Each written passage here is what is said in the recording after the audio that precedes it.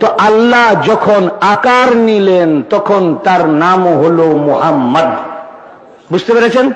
আল্লাহ যখন, আল্লাহর নূর যখন আকার নেই তখন তার নাম হয় মুহাম্মদ, আর যখন আকার থাকে না তার নাম হয় আহাদ। আল্লাহর ডেফিনেশন কি? আল্লাহ নিরাকার। আল্লাহ কি? আল্লাহর ডেফিনেশন, আল্লাহর ডেফিনেশনের মধ্যে কি? আল্লাহ নিরাকার। তার মানে আল্লাহ যখন নিরাকার তখন তার নাম আল্লাহ, আর আল্লাহ যখন আকার নাই তার নাম হয় তখন আহমদ, মুহাম্মদ। না যে উপরে থাকলে আল্লাহ, নিচে আসলে আহমদ, এটা বলতে পারতেছেন না। বলে সুফিরা বলে, আপনার সামনে ওয়াজ করতেছে হয়তো রুমাইল মুরিদি বলে না যে মারবেন না ধরে, কিন্তু এর ভিতরে আছে আল্লাহর মুহাম্মদ আলাদা কেউ না, নাউজুবিল্লাহ। ওর অন্তরের ভিতর তাই আছে, হয়তো সামনে বলে না। খানকায় যখন পার্সোনালি মুরিদদের সাথে থাকে তখন মাঝে মধ্যে বলে ফেলে, আল্লাহ যখন আহাদ তখন উপরে থাকে, আল্লাহ যখন মুহাম্মদ আহমদ তখন মাটির উপর থাকে।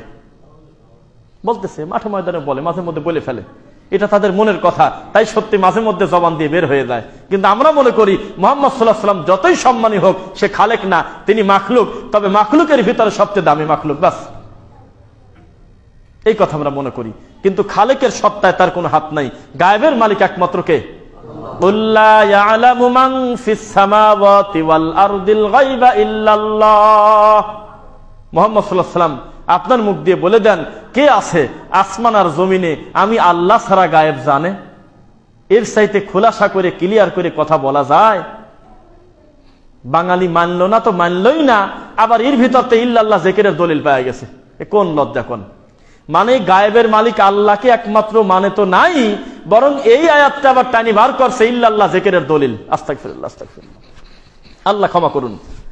তা আপনারাও দোয়া করেন খুব দ্রুত যেন একটা রেজাল্ট আমরা পাই, জাতীয়ভাবে সরকারিভাবে একটা পাস হয়ে আসুক।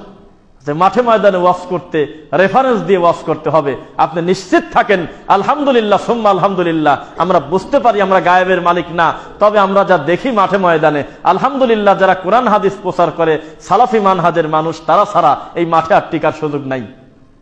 সত্যি যদি এটা পাস হয়, আল্লাহ দায়িত্বশীলদের অন্তরে তুমি তোমার ভয় ঢোকায় দাও আল্লাহ, তারা যেন সত্যি বুঝতে পারে মানুষের গল্প বলে, কিচ্ছা কাহিনী বলে তোমার দিনের কত বড় ক্ষতি করতেছে, এটা তুমি বোঝার তৌফিক দাও আল্লাহ।